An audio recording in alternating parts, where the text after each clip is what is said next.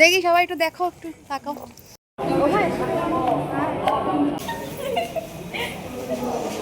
এমনিতে শরীর খারাপ, তারপরে আবার ওয়েদার খারাপ, আবার এই ওয়েদারের মধ্যে যদি প্রোগ্রাম পড়ে তখন কীরকম লাগে, কিচ্ছু করতে ভালো লাগে না। ঠিক এরকমটাই হয়েছিল লাস্ট প্রোগ্রামের দিন। সারাদিন ধরে শুধু বৃষ্টি আর বৃষ্টি, তার মধ্যে কি পরবো সেটাও ঠিক করে উঠতে পারছিলাম না, কিন্তু যেতে তো হবেই, তাই অগত্যা একটা শাড়ি ঠিক করে ফেললাম। এরপর একটা এনার্জি বুস্ট নিয়ে নিলাম, আর আমার এনার্জি বুস্ট মানে তোমরা জানোই, একমাত্র চা। চা তৈরি করতে করতে ভাবছিলাম মেয়েদের অবস্থাও নিশ্চয়ই আমার মতনই হবে, এই ওয়েদারে কারোই ঠিক মন বসবে না, তার ওপর ওরা আবার শাড়ি পরবে।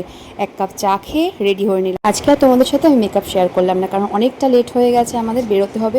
বাই দ্য ওয়ে, এই গলার হারটাও কিন্তু আমাকে আমার এক স্টুডেন্ট গিফট করেছিল। এরপর প্রায় ভিজতে ভিজতেই আমরা হলে পৌঁছলাম, কারণ এত বৃষ্টি হচ্ছিল বাইরে যে আমরা প্রায় অর্ধেকের বেশি ভিজে গেছিলাম। হলে পৌঁছে দেখলাম তখন অলরেডি অনুষ্ঠান শুরু হয়ে গেছে। অনুষ্ঠান অনেকক্ষণ আগেই শুরু হয়েছে, আমাদের স্লট যেহেতু অনেকটাই পরে ছিল, তাই জন্য আমরা একটু দেরি করেই গেছিলাম। দেরি করে গিয়েও কিন্তু প্রায় আমাদের 2 ঘন্টা ওখানে বসতে হচ্ছে, তবে আমরা কেউই বোর হইনি, কারণ প্রত্যেকটা অনুষ্ঠানই খুব সুন্দর হচ্ছিল। কেউ কেউ ফটো তুলতে ব্যস্ত ছিল, আর আমি সবার ফাঁকে এক কাপ চায়ে। এরপর সময় এলো আমাদের স্টেজের। সব বাধা কাটিয়ে সেদিন কিন্তু অনুষ্ঠান আমাদের খুব ভালোই হয়েছিল। অনুষ্ঠান শেষে আমরা আর বেশিক্ষণ অপেক্ষা করিনি, কারণ অনেকটা রাত্রি হয়ে গেছিলো, তাই তাড়াতাড়ি করে বাড়ি চলে এলাম। তোমাদের সবার সাথে দেখা হচ্ছে আবার খুব তাড়াতাড়ি। এখনের জন্য টাটা।